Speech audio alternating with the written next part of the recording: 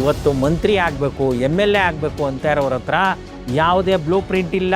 ಈ ಒಂದು ಮಿನಿಸ್ಟ್ರಿನ ಈತನಿಗೆ ಕೊಡ್ತಾ ಇದ್ದೀವಲ್ಲ, ಇವನು ಇದಕ್ಕೆ ಎಷ್ಟು ಸಮರ್ಥ, ಯಾವ್ಯಾವ ಜಾತಿಯ ಹೆಸರಲ್ಲಿ ಇವ್ರಿಗೆ ನಾಯಕತ್ವ ಸಿಕ್ಕಿದೆ, ಮಂತ್ರಿಗಿರಿ ಸಿಕ್ಕಿದೆ, ಅವರನ್ನು ಉದ್ಧಾರ ಮಾಡೋಕ್ಕಾದ್ರೂ ಇವ್ರ ಹತ್ರ ಒಂದು ಬ್ಲೂ ಪ್ರಿಂಟ್ ಇದೆಯಾ ಅಂದರೆ ಖಂಡಿತವಾಗ್ಲೂ ಇರೋದಿಲ್ಲ. ಪ್ರಾದೇಶಿಕ ಪಕ್ಷ ಕಟ್ಬಿಡ್ಬೇಕು, ಅದರಿಂದ ನಾವು ಇದೆಲ್ಲ ಸರಿ ಮಾಡ್ಬೋದು ಅಂತ ಹೇಳ್ತಾರೆ. ಅದು ಭಾಳ ದೊಡ್ಡ ಸುಳ್ಳು. ಇವರು ಕೊಳ್ಳೆ ಹೊಡೆಯೋದನ್ನು ನಿಲ್ಲಿಸೋದಿಲ್ಲ. ಅಪ್ಪನೋ ಅಮ್ಮನೋ MLA ಆಗಿರ್ತಾರೆ, ಮಿನಿಸ್ಟರ್ ಆಗಿರ್ತಾರೆ, ಅಂಥವ್ರ ಮಕ್ಕಳೇ ಆಗ್ತಾ ಇದ್ದಾರೆ. ರೀಲ್ಸು, ಬಿಗ್ ಬಾಸು, ಇವರೆಲ್ಲ ಇವತ್ತು ರಾಜಕೀಯದಲ್ಲಿ ಗೆಲ್ಲುವ ಕುದುರೆಗಳಾಗಿದ್ದಾರೆ. ದಿನಕ್ಕೆ 8 ಅವರು ನೀವು ಜನಕ್ಕೆ ಸಿಗಲೇಬೇಕು. ನೀವು ಅದಕ್ಕೊಂದು ಟೈಮ್ ಟೇಬಲ್ನ ಫಿಕ್ಸ್ ಮಾಡಬೇಕು. ಎಲ್ಲರಿಗೂ ಶರಣು. ಬರೋಬ್ಬರಿ 2 ತಿಂಗಳು ಏನು DK ಶಿವಕುಮಾರ್ ಅವರು ಮುಖ್ಯಮಂತ್ರಿಯಾಗಿ ಪ್ರಮಾಣ ವಚನ ಸ್ವೀಕರಿಸಿದ್ರು ಜೂನ್ 3ನೇ ತಾರೀಕು. ಅದೇ ಆಗಸ್ಟ್ 3ನೇ ತಾರೀಕು 2026ರಂದು ಸಚಿವ ಸಂಪುಟ ವಿಸ್ತರಣೆ ಆಯಿತು. 2 ತಿಂಗಳು 60 ದಿನ. ಸಾಕಷ್ಟು ಇಲಾಖೆಗಳು ಗೊಂದಲದಲ್ಲಿ ಇದ್ರು. ಗೊಂದಲದಲ್ಲಿ ಅಂತಂದರೆ ಯಾರು ಜನ ಇದ್ದರೆ ಹೊರತಾಗಿ ಅಧಿಕಾರಿಗಳಲ್ಲ. ಅವ್ರಿಗೆ ಬರಬೇಕಾಗಿದ್ದು ಅವ್ರು ಏನೇನು ವರ್ಕೌಟ್ ಮಾಡ್ಕೋಬೇಕೋ ಅದನ್ನೆಲ್ಲ ಅವರು ವರ್ಕೌಟ್ ಮಾಡ್ಕೊಳ್ತಾ ಇದ್ರು. ಯಾಕೆ ಈ 2 ತಿಂಗಳು ತಗೊಳ್ತು? ಈ 2 ತಿಂಗಳಲ್ಲಿ ಎಷ್ಟು ಸಲ ಇವರು ಡೆಲ್ಲಿಗೆ ಹೋದ್ರು? ಇವ್ರು ಮಾತ್ರ ಅಲ್ಲ, ಎಲ್ಲರಿಗೂ ಕಾಣುವಂಗೆ ಎಷ್ಟು ಜನ MLA ಹೋದ್ರು, ಎಷ್ಟು ಜನ ಹಳೆ ಮಿನಿಸ್ಟ್ರುಗಳು ಡೆಲ್ಲಿಗೆ ಹೋದ್ರು, ವಿಶೇಷ ವಿಮಾನದಲ್ಲೆಲ್ಲ ಹೋದ್ರು. ಎಲ್ಲಿಂದ ಬಂತು ಇವ್ರಿಗೆ ಇದೆಲ್ಲ ದುಡ್ಡು? ನೋಡಿ, 4 ಲಕ್ಷ ಕೋಟಿ ಬಜೆಟು ಇರುವಂಥ ರಾಜ್ಯ ಇದು. ಇಂಥ ಒಂದು ರಾಜ್ಯದಲ್ಲಿ ಸರ್ಕಾರದ ಭಾಗ ಆಗೋದಕ್ಕೆ ಇವರೆಲ್ಲ ಇಷ್ಟು ಪೈಪೋಟಿ ಯಾಕೆ ಮಾಡ್ತಾರೆ ಅಂತಂದರೆ, ಕೇವಲ 10% ಕಿಕ್ ಬ್ಯಾಕ್ ಅಂತ ಯೋಚನೆ ಮಾಡಿದ್ರು 40,000 ಕೋಟಿ ಇವ್ರಿಗೆಲ್ಲ ಕಿಕ್ ಬ್ಯಾಕ್ ಬರುತ್ತೆ. ಈ ಒಂದು ಕಿಕ್ ಬ್ಯಾಕಲ್ಲಿ ಇವರೆಲ್ಲ ನಾವು ಪ್ರಜಾಪ್ರಭುತ್ವದಲ್ಲಿ ಇದ್ದೀವಿ ಅನ್ನೋದನ್ನು ಮರೆತು ಇವರೆಲ್ಲ ರಾಜಪ್ರಭುತ್ವದ ಮಾದರಿಲಿ ಮೆಡೆಗಾರಿಕೆಗಳನ್ನ ಮಾಡ್ತಾಯಿದ್ದಾರೆ. ಇವತ್ತು ಮಂತ್ರಿ ಆಗಬೇಕು, MLA ಆಗಬೇಕು ಅಂತ ಇರೋರ ಹತ್ರ ಯಾವುದೇ ಬ್ಲೂ ಪ್ರಿಂಟ್ ಇಲ್ಲ. ನಾನು ನನ್ನ ಕ್ಷೇತ್ರದ ಜನರಿಗೆ ಯಾವ ಕೆಲಸ ಮಾಡ್ತೀನಿ, ನನ್ನ ಕ್ಷೇತ್ರವನ್ನು ಯಾವ ರೀತಿ ಅಭಿವೃದ್ಧಿ ಮಾಡ್ತೀನಿ. ಅಭಿವೃದ್ಧಿಲಿ 2 ರೀತಿ ಇದೆ, ಒಂದು ಜನ ಅಭಿವೃದ್ಧಿ, ಇನ್ನೊಂದು ಯೋಜನಾ ಅಭಿವೃದ್ಧಿ. ಅಪ್ಪಿತಪ್ಪಿ ಒಂದು ಸ್ವಲ್ಪ ಇದ್ದರೆ ಯೋಜನಾ ಅಭಿವೃದ್ಧಿ ಇರುತ್ತೆ. ಅಂದರೆ ಎಷ್ಟು ಟಾರ್ ಹಾಕಿಸ್ತೀನಿ, ಎಷ್ಟು ಮೋರಿ ಮಾಡಿಸ್ತೀನಿ, ಎಷ್ಟು ಬಿಲ್ಡಿಂಗ್ ಕಟ್ಟಿಸ್ತೀನಿ ಅಂತ. ಕಾರಣ ಏನು ಅಂತಂದರೆ ಅದರಲ್ಲೂ ಇವರು ಕಿಕ್ ಬ್ಯಾಕನ್ನು ತಗೊಳ್ಬೋದು. ಅದೊಂದೇ ರೀಸನ್ನು, ಬೇರೆ ಇನ್ಯಾವುದೂ ಇಲ್ಲ. ಈ ಒಂದು 2 ತಿಂಗಳು ಯಾಕೆ ಹಿಡೀತು? ಇವರು ಅಳ್ದು ಸುರಿದು ಈ ಕ್ಯಾಸ್ಟ್ ಅವ್ರಿಗೆ ಅಂತ ಇವರು ಅನೌನ್ಸ್ ಮಾಡಿದ್ದಾರೆ ಹೊರತಾಗಿ ಈ ಒಂದು ಮಿನಿಸ್ಟ್ರಿನ ಈತನಿಗೆ ಕೊಡ್ತಾ ಇದ್ದೀವಲ್ಲ, ಇವನು ಇದಕ್ಕೆ ಎಷ್ಟು ಸಮರ್ಥ, ಆತ ಈ ರೀತಿಯ ಒಂದು ಬ್ಲೂ ಪ್ರಿಂಟನ್ನು ಕೊಟ್ಟಿದ್ದ, ನನಗೆ ನೀವು ಈ ಮಿನಿಸ್ಟ್ರನ್ನ ಕೊಟ್ಟರೆ ನಾನು ಈ ರೀತಿ ಅಭಿವೃದ್ಧಿ ಮಾಡ್ತೀನಿ ಅಂತ ಯಾವತ್ತಾದ್ರೂ ಈ ಸರ್ಕಾರ ಅಲ್ಲ, ಯಾವುದೇ ಸರ್ಕಾರ ಕೂಡ ಹೇಳಿದ್ಯಾ? ಅದನ್ನು ನಾವಾದರೂ ಕೇಳಿದ್ದೀವ ಅಂದರೆ ಖಂಡಿತವಾಗ್ಲೂ ಇಲ್ಲ. ನಾವೇನು ಅನ್ಕೊಬಿಟ್ಟಿದ್ದೀವಿ, ಚುನಾವಣೆ ಬರುತ್ತೆ, ಆ ಸಂದರ್ಭದಲ್ಲಿ ಇರೋರಲ್ಲಿ ಕಡಿಮೆ ಕಳ್ಳರನ್ನ ಆಯ್ಕೆ ಮಾಡ್ಕೋಬೇಕು ಅನ್ನೋ ಕಾರಣಕ್ಕೆ ನಾವೆಲ್ಲ ಜನಸಾಮಾನ್ಯರು ಓಟನ್ನು ಹಾಕ್ತೀವಿ.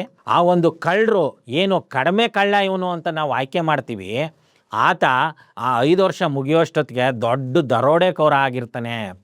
ಇನ್ನು ಸೈದ್ಧಾಂತಿಕ ವಿಚಾರಕ್ಕೆ ಓಟ್ ಹಾಕುವಂಥವ್ರು ಸಾಕಷ್ಟು ಜನ ಇದ್ದಾರೆ. ಕೆಲವು ಜಾತಿಯ ಪರವಾಗಿ ಓಟ್ ಹಾಕ್ತಾರೆ, ಕೆಲವರು ಜಾತ್ಯತೀತದ ಪರವಾಗಿ ಓಟ್ ಹಾಕ್ತಾರೆ. ಈ ಧರ್ಮ ಗಿರ್ಮ ಇವೆಲ್ಲ ಸುಳ್ಳು ರೀ. ಇದನ್ನು ಸುಮ್ಮನೆ ಆ ಓಟ್ ಪರ್ಪಸ್ಗೋಸ್ಕರ ಧರ್ಮ ಅದನ್ನೆಲ್ಲ ಮಾತಾಡ್ತಾರೆ. ಇಲ್ಲಿ ಇರುವಂಥದ್ದು ಜಾತಿ. ಈ ಜಾತಿಯ ವಿಚಾರದಲ್ಲೇ ಈಗ ಸಂಪುಟ ವಿಸ್ತರಣೆ ಕೂಡ ಆಗಿದೆ. ಹಾಗಾದರೆ ಯಾವ್ಯಾವ ಜಾತಿಯ ಹೆಸರಲ್ಲಿ ಇವ್ರಿಗೆ ನಾಯಕತ್ವ ಸಿಕ್ಕಿದೆ, ಮಂತ್ರಿಗಿರಿ ಸಿಕ್ಕಿದೆ, ಅವರನ್ನು ಉದ್ಧಾರ ಮಾಡೋಕ್ಕಾದ್ರೂ ಇವ್ರ ಹತ್ರ ಒಂದು ಬ್ಲೂ ಪ್ರಿಂಟ್ ಇದೆಯಾ ಅಂದರೆ ಖಂಡಿತವಾಗ್ಲೂ ಇರೋದಿಲ್ಲ. ಈಗ ಈ ಒಂದು ಸಂಪುಟ ವಿಸ್ತರಣೆ ಏನೋ ಆಯಿತು. ಆ ವಿಸ್ತರಣೆ ಆಗೋ ಸಂದರ್ಭದಲ್ಲಿ ಒಂದಷ್ಟು ಸೋಷಿಯಲ್ ಮೀಡಿಯಾದಲ್ಲಿ ಹರಿದಾಡ್ತು, ಆ ಒಂದು ಇಷ್ಟು ಜನನ್ನ ಹೇಳ್ಬಿಟ್ಟಿದ್ದಾರೆ ಅಂತ. ಇದರಲ್ಲಿ ಇನ್ನೊಂದು ಸಮಸ್ಯೆ ಏನು ಮಾಡಿದೆ ಈ ಒಂದು ಸರ್ಕಾರ ಅಂತಂದರೆ, ಇಲ್ಲಿ ಆ ಸಭಾಪತಿಗಳನ್ನು ಕೂಡ ಇವರು ಆ ಲಿಸ್ಟಲ್ಲಿ ಸೇರಿಸಿದ್ದಾರೆ. ಇದೊಂದು ಹೊಸ ಬೆಳವಣಿಗೆ. ಅಂದರೆ ಇದೊಂದು ಒಳ್ಳೆ ಬೆಳವಣಿಗೆನ ಕೆಟ್ಟ ಬೆಳವಣಿಗೆನ ಅಂತ ಇನ್ನೊಂದಷ್ಟು ರಾಜಕೀಯ ವಿಶ್ಲೇಷಕರು ಅದನ್ನು ವಿಮರ್ಶೆ ಮಾಡಿ ಹೇಳಬೇಕಾಗುತ್ತೆ. ಯಾಕಂತಂದರೆ ಅದು ಸದನದೊಳಗಡೆ ಎಲ್ಲ MLAಗಳು ಸೇರಿ ಆಯ್ಕೆ ಮಾಡ್ತಿದ್ರು. ಇದನ್ನು ಕೂಡ ಹೈಕಮಾಂಡೇ ಇಂಥವನೇ ಸಭಾಪತಿ, ಇಂಥವರೇ ಉಪಸಭಾಪತಿ ಅಂತ ಕಳಿಸಿರೋದು. ಅಲ್ಲೂ ಕೂಡ ಈ ಒಂದು ಜಾತಿಯ ಲೆಕ್ಕಾಚಾರನ ಮಾಡಿರುವಂಥದ್ದು ಅದು ನನಗಂತೂ ಒಳ್ಳೆಯ ಬೆಳವಣಿಗೆ ಅಂತ ಅನಿಸೋದಿಲ್ಲ. ಇಲ್ಲಿ ಬರೀ ಜಾತಿ ಅಷ್ಟೇ ಇವರು ಸಮೀಕರಣ ಮಾಡಿದಾರ ಅಂತಂದರೆ ಖಂಡಿತವಾಗ್ಲೂ ಇಲ್ಲ. ಇಲ್ಲಿ ಎಲ್ಲರಿಗೂ ಗೊತ್ತು, ಆದರೆ ಯಾರೂ ಕೂಡ ನಿಖರವಾಗಿ ಅದನ್ನು ಪುರಾವೆನ ಕೊಡೋದಕ್ಕಾಗಲ್ಲ. ಇವರೆಲ್ಲರೂ ಎಷ್ಟೆಷ್ಟು ಕೋಟಿ ಕೊಟ್ಟಿರ್ಬೋದೋ ಅಂದಾಜು ಎಲ್ರಿಗೂ ಇರುತ್ತೆ. ಯಾವ್ಯಾವ ಇಲಾಖೆಯಿಂದ ಎಷ್ಟೆಷ್ಟು ಬರುತ್ತೆ ಅಷ್ಟು ಇವರು ಅದಕ್ಕೆ ಕಿಕ್ ಬ್ಯಾಕನ್ನು ಈಗಾಗಲೇ ಕೊಟ್ಟಿರ್ತಾರೆ. ಆ ಕಾರಣಕ್ಕೇ ಈ 2 ತಿಂಗಳು ಈ ಒಂದು ಹಗ್ಗ ಜಗ್ಗಾಟ ನಡೆದಿರುವಂಥದ್ದು. ಈ ಕಿಕ್ ಬ್ಯಾಕು ಇಲ್ಲಿ ಈಗ ಸರ್ಕಾರದ ಮುಂಚೂಣಿ ವಹಿಸಿರುವ ಬರೀ ಮುಖ್ಯಮಂತ್ರಿಗೆ ಮಾತ್ರ ಹೋಗೋದಂತಲ್ಲ, ಈ ಪಕ್ಷಕ್ಕೆ ಹೋಗುತ್ತೆ, ಆ ಜಿಲ್ಲಾ ಅಧ್ಯಕ್ಷರುಗಳಿಗೆ ಹೋಗುತ್ತೆ, ಇನ್ನು ಏನು ಇವರ ರಾಷ್ಟ್ರಮಟ್ಟದ ನಾಯಕರುಗಳಿದ್ದಾರೆ, ಇಲ್ಲ ಪಕ್ಷ ಇದೆ, ಇದಕ್ಕೆಲ್ಲದಕ್ಕೂ ಹೋಗುತ್ತೆ. ಹಾಗಾದರೆ ಇವರು ಪಕ್ಷಕ್ಕಷ್ಟೇ ಸೀಮಿತನಾ? ಒಬ್ಬರು MLA ಆದರೆ ಅವರು ಬರೀ ಪಕ್ಷಕ್ಕಷ್ಟೇ ಸೀಮಿತನಾ? ಇಲ್ಲ ಒಬ್ಬರು ಮಂತ್ರಿ ಆದರೆ ಅವರು ಕೇವಲ ಆ ಪಕ್ಷಕ್ಕೆ ಮಾತ್ರನೇ ಕೆಲಸ ಮಾಡಬೇಕಾ? ಇಲ್ಲ ಒಟ್ಟಾರೆ ಎಲ್ರಿಗೂ ಕೆಲಸ ಮಾಡಬೇಕಾ? ಇಲ್ಲಿ ಆಯ್ಕೆ ಆಗುವವರೆಗೂ ಇವರೊಂದು ಪಕ್ಷ ಹೊರತಾಗಿ ಆಯ್ಕೆ ಆದ ನಂತರ ಇಡೀ ರಾಜ್ಯಕ್ಕೆ ಸಂಬಂಧಪಟ್ಟವರು, ಇಡೀ ರಾಜ್ಯಕ್ಕೆ ಕೆಲಸ ಮಾಡಬೇಕು. ಕೆಲವೊಂದಷ್ಟು ಜನ ಏನು ಹೇಳ್ಬೋದು ಅಂದರೆ, ಈ ಡೆಲ್ಲಿ ಹೈಕಮಾಂಡು ಆದ್ದರಿಂದ ನಾವು ಒಂದು ಪ್ರಾದೇಶಿಕ ಪಕ್ಷ ಕಟ್ಬಿಡ್ಬೇಕು, ಅದರಿಂದ ನಾವು ಇದೆಲ್ಲ ಸರಿ ಮಾಡ್ಬೋದು ಅಂತ ಹೇಳ್ತಾರೆ. ಅದು ಭಾಳ ದೊಡ್ಡ ಸುಳ್ಳು. ಯಾಕಂತಂದರೆ ಪ್ರಾದೇಶಿಕ ಪಕ್ಷ ಆಗಲಿ ರಾಷ್ಟ್ರೀಯ ಪಕ್ಷ ಆಗಲಿ ಇವರು ಕೊಳ್ಳೆ ಹೊಡೆಯೋದನ್ನು ನಿಲ್ಲಿಸೋದಿಲ್ಲ. ಇವ್ರುಗಳ ಮೀಟಿಂಗು, ಒಂದು ಸಣ್ಣ ಮೀಟಿಂಗು ನಡೆಯುವಂಥದ್ದು ಎಲ್ಲವೂ ಸ್ಟಾರ್ ಹೋಟ್ಲುಗಳಲ್ಲಿ ನಡೆಯುತ್ತೆ. ಒಂದು ಸಣ್ಣ ಮೀಟಿಂಗ್ ಆಗಬೇಕು ಇವ್ರದ್ದು ಅಂತಂದರೆ 15-20 ಕಾರುಗಳಲ್ಲಿ ಇವರು ಬರಬೇಕು. ಯಾಕೆ ಇಷ್ಟೊಂದು ಆಡಂಬರ? ಯಾವ ಭ್ರಮೆನ ನೀವು ಸೃಷ್ಟಿಸ್ತಾ ಇದ್ದೀರಿ? ನೀವು ಯಾವತ್ತಾದ್ರೂ ಜನಸಾಮಾನ್ಯರಂತೆ ಯಾವುದೋ ಒಂದು ಅರಳಿ ಮರದ ಕೆಳಗೋ ಒಂದು ಟೀ ಅಂಗಡಿ ಹತ್ರನೋ ಮೀಟಿಂಗ್ ಯಾಕೆ ನೀವು ಮಾಡೋದಕ್ಕೆ ಸಾಧ್ಯ ಆಗ್ತಾ ಇಲ್ಲ? ಅಷ್ಟೆಲ್ಲ ಅಲ್ಲದೆ ವಾರಕ್ಕೊಂದಿನ ನಿಮಗೆ ಕ್ಯಾಬಿನೆಟ್ಟು ಏನೊಂದು ಮೀಟಿಂಗ್ ಇರುತ್ತೆ. ಅದು ಬಿಟ್ಟರೆ ಮಂತ್ರಿಗಳು ನೀವು ಎಲ್ಲಿ ರಾಜ್ಯಾದ್ಯಂತ ಟೂರ್ಗಳನ್ನ ಮಾಡಿದ್ದೀರಿ? ಯಾವಾಗಲೂ ನೋಡಿದ್ರೂ ಆ ಮೀಡಿಯಾಗೆ ಫೋರ್ಸ್ ಕೊಡುವಂಥದ್ದು, ರೀಲ್ಸ್ಗಳನ್ನ ಮಾಡುವಂಥದ್ದು, ಆ ಮುಂದಿನ ಚುನಾವಣೆಗೆ ಬೇಕಾದಂಥ ದ್ವೇಷಗಳನ್ನ ಹರಡುವಂಥದ್ದು, ಇಂಥದ್ದನ್ನೇ ಮಾಡ್ಕೊಂಡು ಕಾಲ ಕಳಿತೀರಿ. ಇನ್ನು MLAಗಳಂತೂ ನಾವು ಆಯ್ಕೆ ಮಾಡುವಾಗ ಮಾತ್ರನೇ ಅವರೆಲ್ಲೋ ಒಂದಷ್ಟು ಕಡೆ ಬರ್ತಾರೆ ಹೊರತಾಗಿ ಆಯ್ಕೆ ಆದಮೇಲೆ ಕೈಗೂ ಸಿಕ್ಕಲ್ಲ, ಬಾಯಿಗೂ ಸಿಕ್ಕಲ್ಲ. ಇದೆಲ್ಲದಕ್ಕೂ ಕಡಿವಾಣ ಹಾಕೋದಕ್ಕೇ ಪ್ರಜಾಪ್ರಭುತ್ವ ಇರುವಂಥದ್ದು. ಆದರೆ ನಾವುಗಳೇನು ಮಾಡಿಬಿಟ್ಟಿದ್ದೀವಿ, ಪ್ರಜಾಪ್ರಭುತ್ವದಲ್ಲೇ ಒಂದೊಂದು ಕ್ಷೇತ್ರಕ್ಕೂ ಒಂದು 2-3 ಜನ ರಾಜರುಗಳನ್ನ ಸೃಷ್ಟಿ ಮಾಡ್ಕೊಂಡು ನಾವು ನರಳ್ತಾ ಇದ್ದೀವಿ.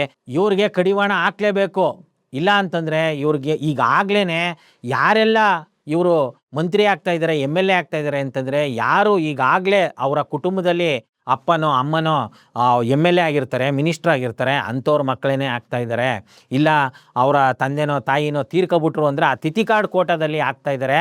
ತಾತ ತೀರ್ಕೊಬಿಟ್ಟ ತಕ್ಷಣವೇ ಆ ಮೊಮ್ಮಗನಿಗೆ ಒಂದು ಪ್ರೆಸ್ ಕ್ಲಬ್ ಗೊತ್ತಿರಲ್ಲ ಅಂಥ ಹುಡುಗ ಕೂಡ ಇವತ್ತು MLA ಆಗಿಬಿಟ್ಟಿದ್ದಾನೆ. ಇವರೆಲ್ಲ ಜನರ ಕೈಗೆ ಸಿಗ್ತಾರಾ? ಇನ್ನು 2ನೇ ನಮೂನೆ ಯಾವ ಥರ ಬರ್ತಾ ಇದ್ದಾರೆ, ಈ ಯಾವ ಒಂದು ದಂಧೆಗಳನ್ನ ಮಾಡ್ತಾ ಇದ್ದಾರೆ, ಈ ಒಂದು ಇಸ್ಪೀಟ್ ದಂಧೆ ಇರ್ಬೋದು, ಇಲ್ಲ ರಿಯಲ್ ಎಸ್ಟೇಟ್ ದಂಧೆ ಇರ್ಬೋದು, ಹೆಲ್ತ್ ಎಜುಕೇಷನ್ ದಂಧೆ ಇರ್ಬೋದು, ಕೋಟ್ಯಾಂತರ ರೂಪಾಯಿ ದುಡ್ಡನ್ನು ಕೊಳ್ಳೆ ಹೊಡೆದು ದಿಢೀರಂತ ಬಂದು ದುಡ್ಡನ್ನು ಚೆಲ್ಲಿ MLAಗಳಾಗ್ತಾ ಇದ್ದಾರೆ. ಇವ್ರಿಗೆ ಜನರ ಕಷ್ಟನ ಕೇಳುವಷ್ಟು ವ್ಯವಧಾನ ಇದೆಯಾ? ಇನ್ನು 3ನೇದು ರೀಲ್ಸಲ್ಲಿ ಫೇಮಸ್ ಆಗ್ಬಿಟ್ರು ಇವತ್ತು MLAಗಳಾಗ್ತಾ ಇದ್ದಾರೆ. ಫಿಲಮ್ ಅವ್ರು ಬಿಟ್ಬಿಡಿ, ರೀಲ್ಸು, ಬಿಗ್ ಬಾಸು, ಇವರೆಲ್ಲ ಇವತ್ತು ರಾಜಕೀಯದಲ್ಲಿ ಗೆಲ್ಲುವ ಕುದುರೆಗಳಾಗಿದ್ದಾರೆ. ಇವ್ರಿಗೆ ಜನರನ್ನು ಭೇಟಿ ಮಾಡಲೇಬೇಕು ಅನ್ನುವಂಥ ಟೈಮ್ ಟೇಬಲ್ನ ಫಿಕ್ಸ್ ಮಾಡಿಲ್ಲ ಅಂತಂದರೆ, ಅದಿದೆ, ಅವಕಾಶ ಇದೆ ಸಂವಿಧಾನದಲ್ಲಿ. ಸಕಾಲ ಅಂತಂದ್ಬಿಟ್ಟು ಒಂದು ಯೋಜನೆ ಇದೆ. ನೀವು ಈ ಸರ್ಕಾರಿ ಅಧಿಕಾರಿಗಳನ್ನ ಮಟ್ಟ ಹಾಕೋದಕ್ಕೆ, ಇಲ್ಲ ಸರ್ಕಾರಿ ಅಧಿಕಾರಿಗಳಿಗೆ ನೀವೇನಾದರೂ ಮನವಿ ಕೊಟ್ಟರೆ ಅವರು ಆ ಇನ್ ಟೈಮು ಕೆಲಸ ಮಾಡಬೇಕು ಅಂತೇಳಿ ಒಂದು ಯೋಜನೆ ಇದೆ. ಅದೇ ಆಧಾರದಲ್ಲಿ ಇವ್ರಿಗೂ ಕೂಡ ನಾವು ಫಿಕ್ಸ್ ಮಾಡ್ಬೋದು. ಕೇವಲ ವಾರದಲ್ಲಿ 6 ದಿನ ಕೆಲಸ ಮಾಡಲಿ, 1 ದಿನ ರಜಾ ಮಾಡಲಿ, ಇವರು ಯಾರು MLAಗಳಿರ್ಬೋದು, ಮಿನಿಸ್ಟ್ರುಗಳಿರ್ಬೋದು, ಈ 6 ದಿನ ಇವ್ರು ಹೇಳುವಂಗೆ ಯಾರೋ ಇನ್ಫೋಸಿಸ್ ಅವರು ಹೇಳಿದ್ರು, ಇನ್ಯಾವುದೋ ವಿಪ್ರೋದವ್ರು ಹೇಳಿದ್ರು, ಜನರನ್ನ 10 ಅವರ್ 12 ಅವರ್ ಸಾಯಿಸಿ ಅಂತ ನಾವಂತೂ ಹೇಳಲ್ಲ. ಅದೇ ಥರ ಈ MLAಗಳು ಮಿನಿಸ್ಟ್ರುಗಳು 10 ಅವರ್ 12 ಅವರ್ ಕೆಲಸ ಮಾಡಿ ಅಂತ ಹೇಳಲ್ಲ. ದಿನಕ್ಕೆ 8 ಅವರು ನೀವು ಜನಕ್ಕೆ ಸಿಗಲೇಬೇಕು.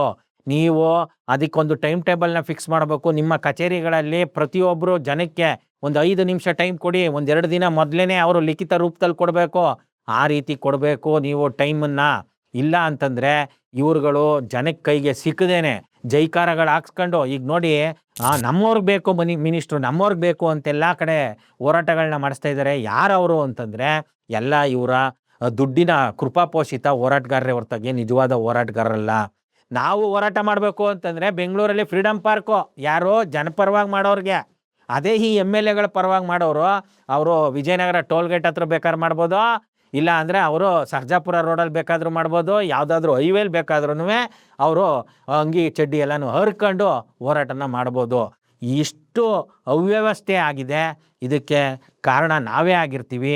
ಇದೊಂದು ರಾಜಕೀಯ ಸಚಿವ ಸಂಪುಟ ಏನಿದೆ ಇದು ಕ್ಯಾಸ್ಟು ಸಚಿವ ಸಂಪುಟನೇ ಹೊರತಾಗಿ ಇದೊಂದು ಪ್ಲ್ಯಾನು ಜನಕ್ಕೆ ಅಭಿವೃದ್ಧಿ ಈ ರೀತಿಯ ಸಚಿವ ಸಂಪುಟ ಅಲ್ಲ.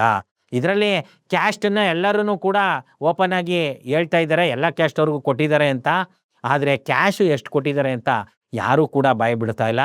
ಇದನ್ನು ಎಲ್ಲರೂ ಕೂಡ ಮಾತಾಡಬೇಕು, ಇದಕ್ಕೂ ಕೂಡ ಕಡಿವಾಣ ಹಾಕಬೇಕು ಅಂತ ಹೇಳ್ತಾ ಶರಣು. Thank you.